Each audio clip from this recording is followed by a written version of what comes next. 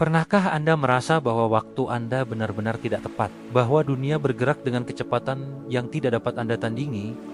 Atau bahwa rencana-rencana Anda tertunda karena alasan yang tidak dapat Anda pahami? Ini adalah pengalaman manusia yang sangat mendalam. Ketegangan antara kehendak kita dan jalannya waktu. Dalam saat-saat menanti dan kebingungan ini, kita menemukan pelajaran yang luar biasa dalam kehidupan Yesus, khususnya dalam Injil Yohanes pasal yang ke-7. Mari kita melakukan perjalanan bersama ke dalam nas ini. Latar belakangnya adalah tepat sebelum Hari Raya Pondok Daun, salah satu perayaan Yahudi yang paling penting. Waktu untuk perayaan besar dan ziarah ke Yerusalem. Udara pasti dipenuhi dengan antisipasi. Saudara-saudara Yesus sendiri, mungkin dengan campuran kepercayaan yang tulus dan sedikit tantangan, mendesaknya untuk pergi ke Yudea. Mereka berkata, "Tinggalkanlah tempat ini dan pergilah ke Yudea, supaya murid-muridmu juga melihat perbuatan-perbuatan yang engkau lakukan. Sebab tidak seorang pun berbuat sesuatu di tempat tersembunyi, jika ia ingin diakui di muka umum.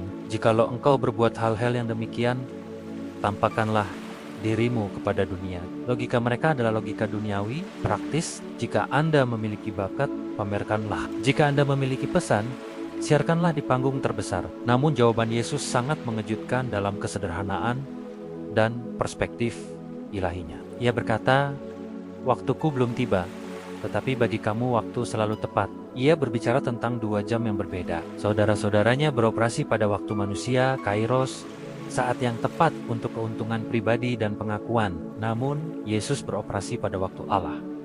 Kronos, jadwal Bapa yang ditetapkan secara ilahi, sempurna, dan berdaulat. Jadi, ia tetap tinggal di Galilea. Ia sengaja menunda perjalanannya.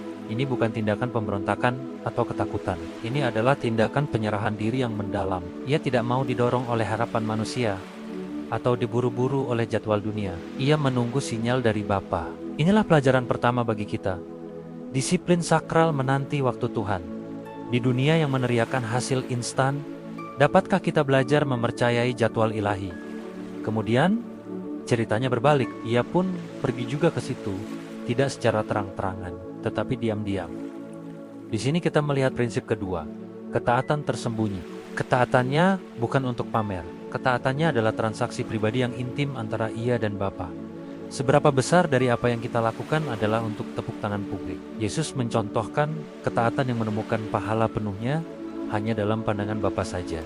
Kesetiaan sejati seringkali mekar di tempat-tempat tersembunyi, dalam doa-doa yang tidak didengar siapapun, dalam tindakan pelayanan tenang demi kasih bagi Sang Raja. Tiba-tiba Yesus tidak lagi bersembunyi. Ia berada di pelataran Bait Allah, di jantung lembaga keagamaan, dan ia sedang mengajar. Orang-orang merasa heran. Mereka bertanya, bagaimana orang ini mempunyai pengetahuan demikian tanpa belajar? Bisikan dan perdebatan mulai berputar. Mungkinkah pemimpin-pemimpin kita benar-benar tahu bahwa ia adalah Kristus? Tetapi kita tahu dari mana asal orang ini.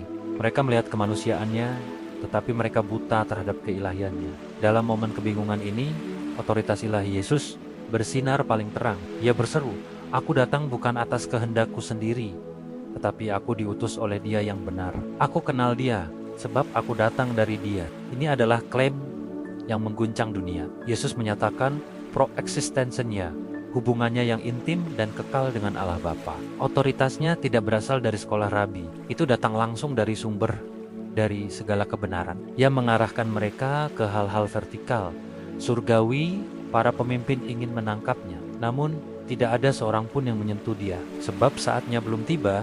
Inilah tampilan tertinggi dari otoritas ilahi, bukan hanya otoritas dalam mengajar, tetapi otoritas atas hidup, kematian, dan waktu itu sendiri. Jadi, apa arti perjalanan ini bagi kita? Pertama, terimalah waktu Tuhan.